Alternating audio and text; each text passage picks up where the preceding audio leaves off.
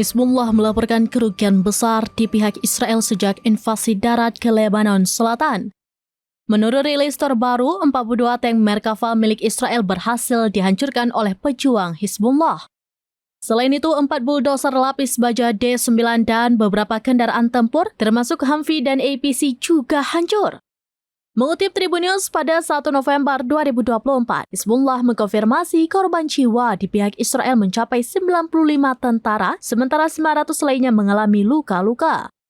Pasukan pertahanan udara Hizbullah juga menjatuhkan 3 drone Hermes 450 dan 2 UAV Hermes 900. Kerugian Israel yang dilaporkan tersebut tidak mencakup serangan jarak jauh di wilayah militer Israel.